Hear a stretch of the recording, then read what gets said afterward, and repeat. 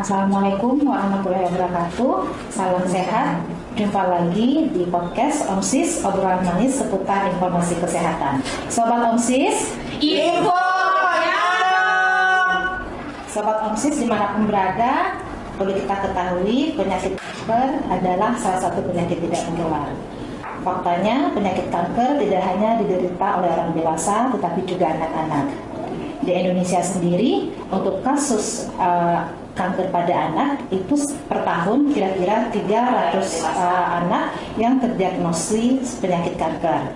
Data dari WHO pun sendiri menyebutkan bahwa salah satu penyebab kematian anak usia sekolah dan prasekolah ini disebabkan oleh penyakit kanker yang berkisar 10% untuk angka kematian karena kanker.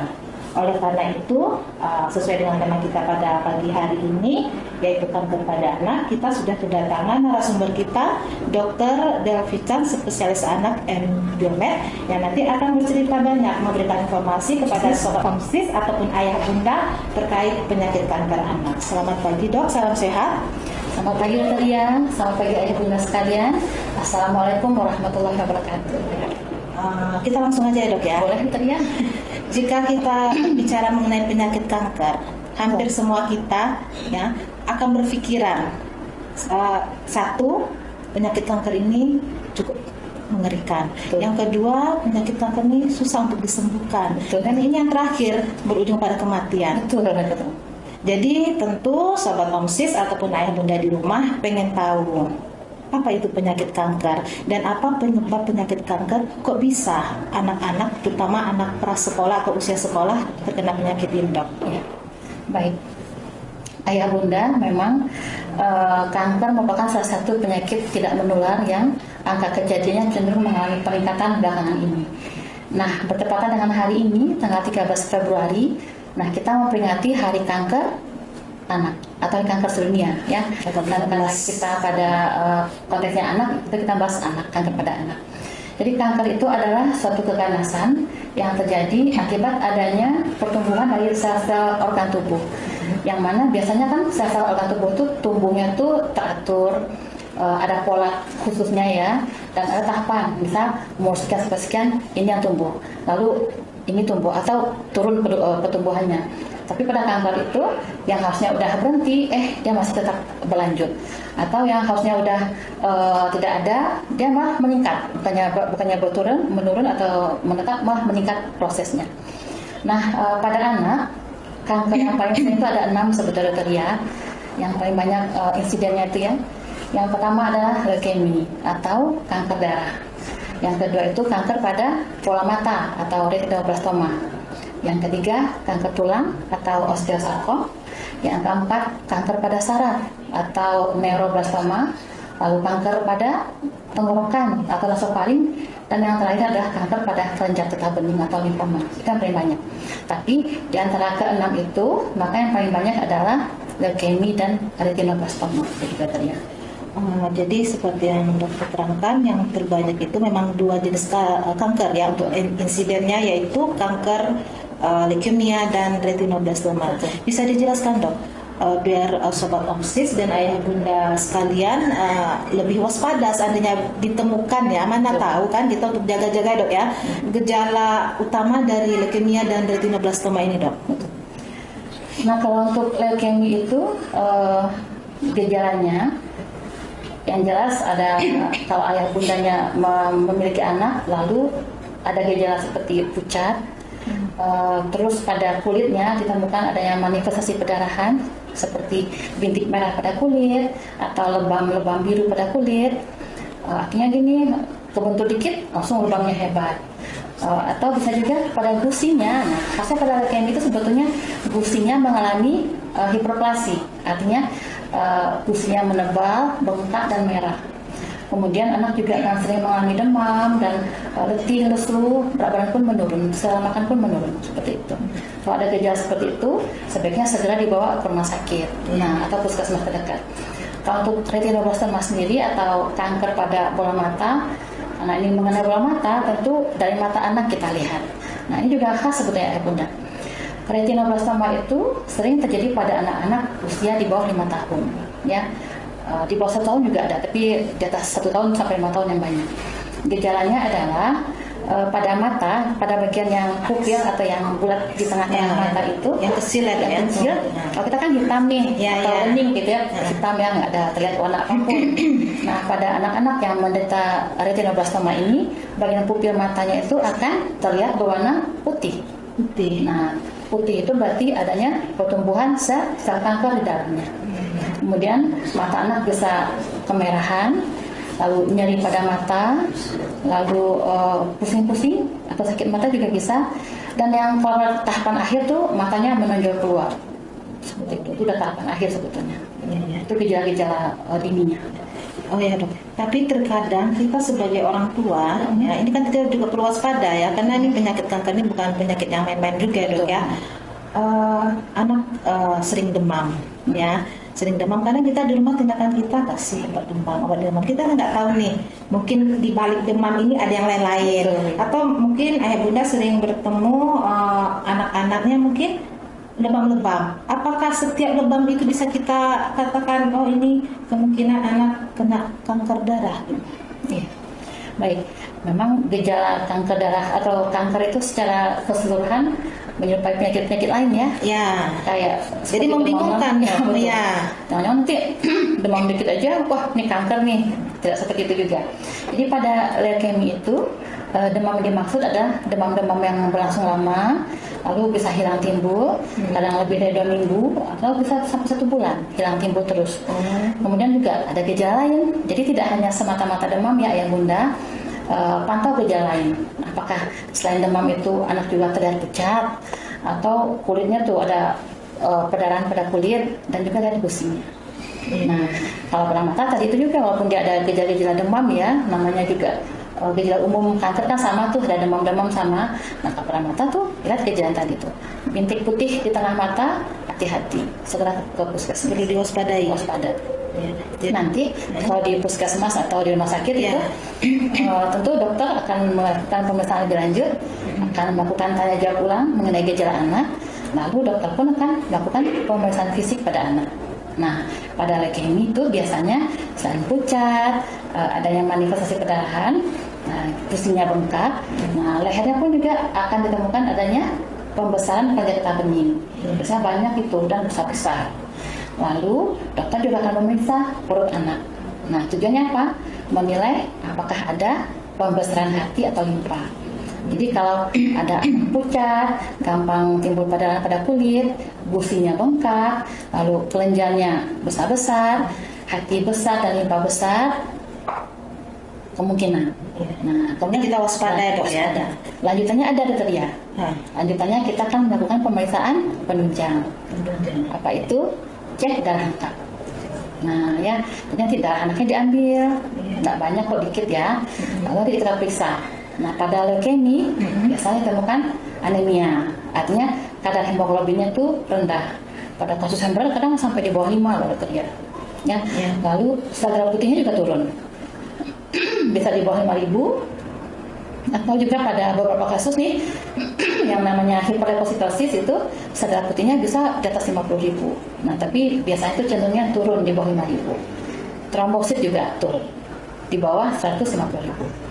Nah, yang nggak tahu penting nih, dokter di bagian laboratorium atau dokter patologi klinik akan memeriksa slide darah tepis ya. Beliau akan melakukan pemeriksaan hitung jenis. Nanti pada itu di hitung jenisnya itu ditemukan adanya sel-sel muda atau blast. Sel muda itu timbul karena di pabrik darah anak ini di sumsum tulang terjadi produksi yang berlebihan, sehingga sel-sel muda itu lepas ke perifer dan ditemukan di pemeriksaan darah tepis. Jadi memang bisa dikatakan rumit juga. Penyakit kanker ini ya dok ya. Dari gejala awal, lanjut terus kita ke pemeriksaan secara fisik, pemeriksaan lanjut.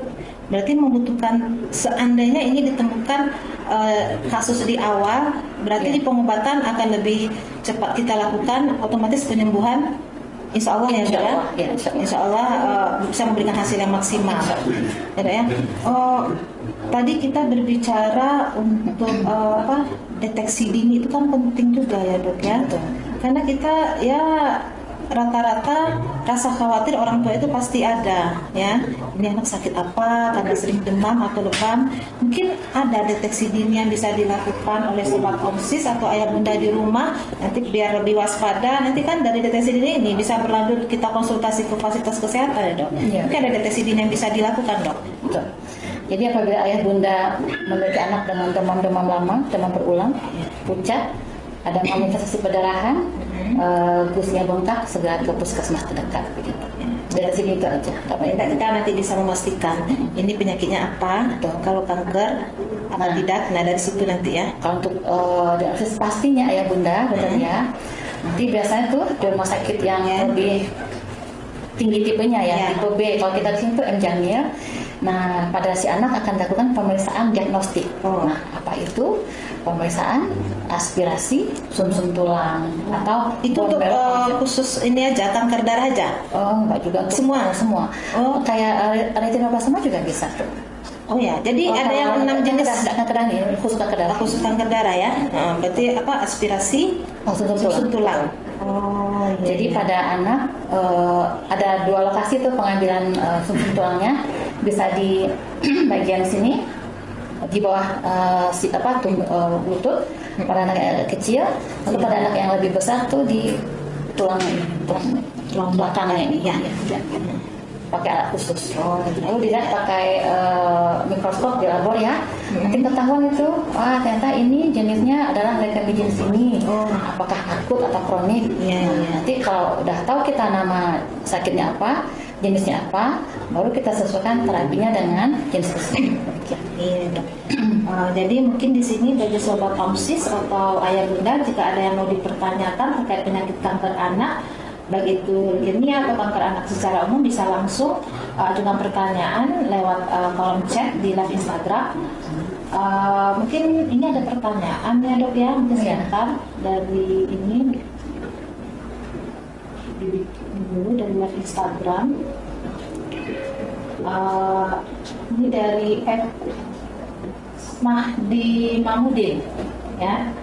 Ya, ditanyakan apa makanan pemicu kanker pada anak. Mana tahu ya, mungkin masuk pertanyaannya tadi seperti yang dokter jelaskan, mungkin dari segi genetik dan radiasi dan lain-lain ya. Mungkin ada makanan pemicu kanker pada anak, karena seperti yang dokter jelaskan, kita nggak tahu nih kanker ini bisa datang kapan saja. Mungkin beda dengan penyakit lain ya, nggak nyadar tiba-tiba udah terdiagnosa deh kanker anak gitu ya. Jadi itu pertanyaan dok, apa makanan pemicu kanker pada anak? Baik, terima kasih untuk Bapak Mahmudin. Mahmudin. Iya, pertanyaan bagus ya. Jadi untuk mengenai makanan yang khusus ke arah makanan pencetus kanker, sebetulnya tidak, dalam perpustakaan tidak terlalu diterangkan detail ya. Tapi kan untuk leukemia ini memang yang utamanya itu faktor genetik satu, yang kedua itu adalah radiasi, bisa radiasi listrik atau tegangan tinggi itu listrik. Mungkin termasuk ini handphone. Nah ya, bisa jadi. Karena ini kita sering ini ya main game ya dok ya.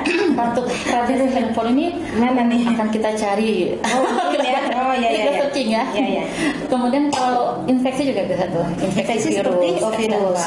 Nah, kalau contoh infeksi virus ini apa dok? Epstein-Barr misalnya. Nah, cuma kita nggak tahu. Bisa dijelaskan dok? Virus itu Epstein-Barr masuknya dari mana? Apakah dari makanan nih? Apakah dari darah nih? Nah, kita nggak tahu. Tapi tetap ayah bunda, kalau kita ingin mencegah segala sesuatu terjadi pada anak-anak kita dan kita, tentu pola hidup harus bersih dan sehat. Makanannya harus sehat gitu. Sampai nanti semuanya aman-aman ya, lingkungannya bagus, nggak ada paparan, jantung juga nggak ada. Dari pola makannya virusnya masuk. Berarti ini tergantung daya tahan tubuh juga dok ya?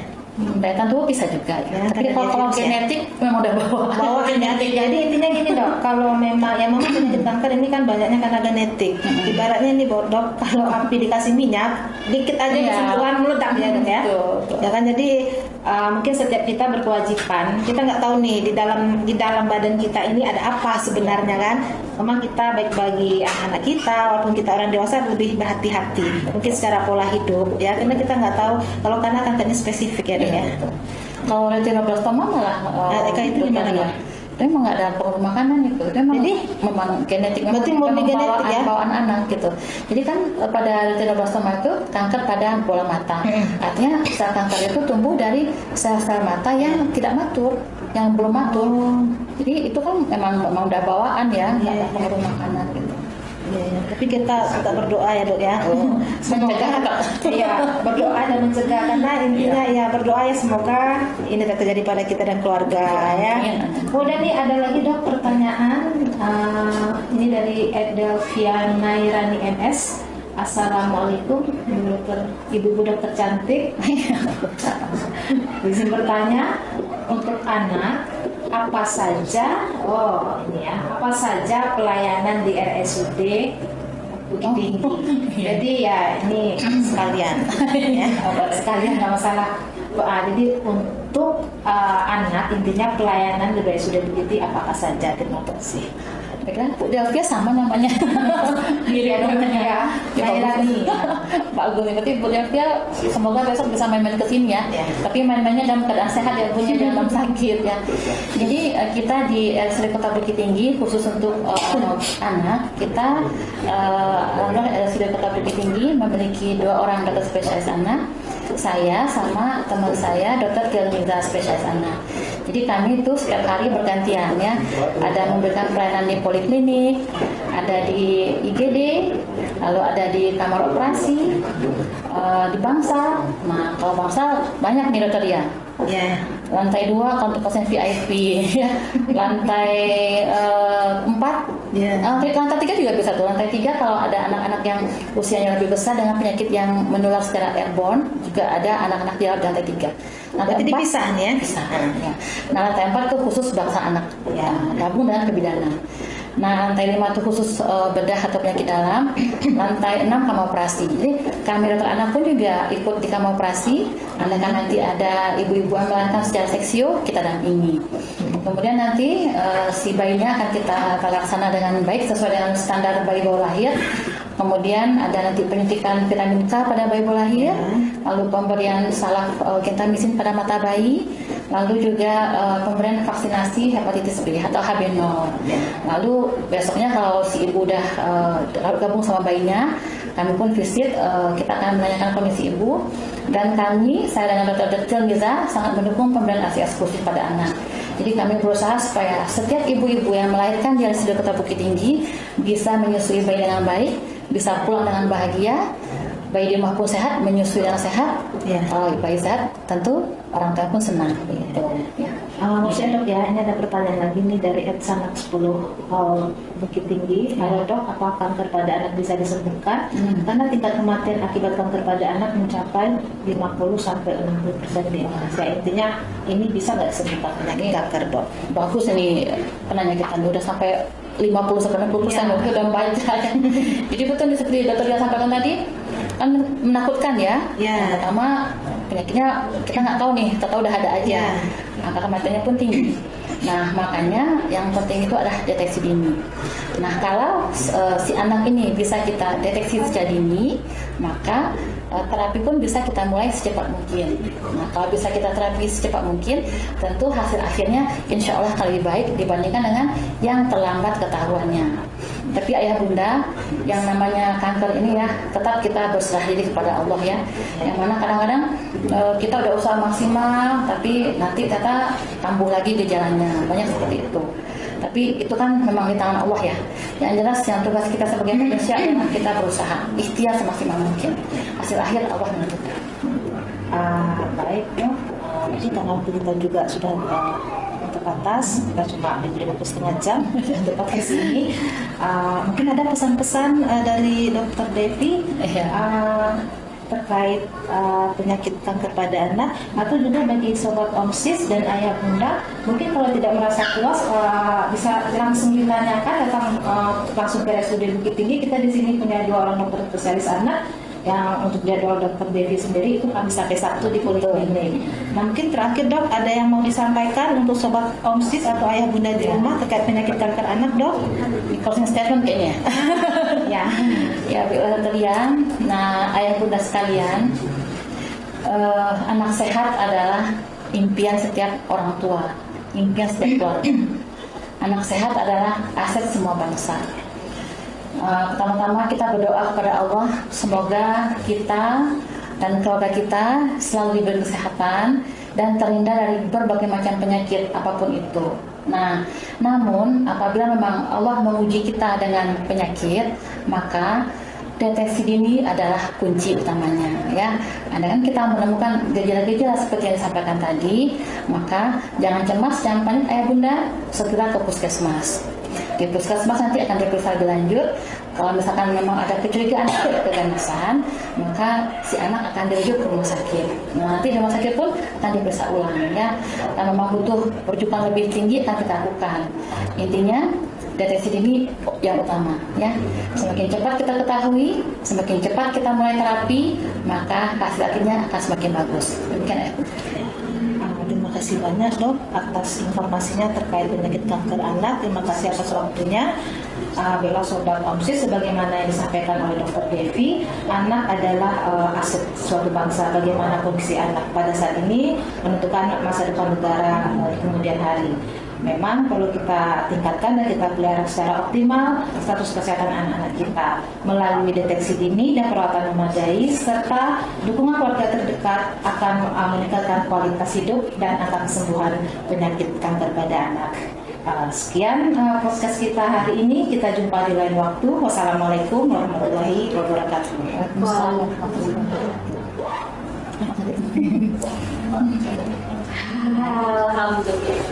Alhamdulillah.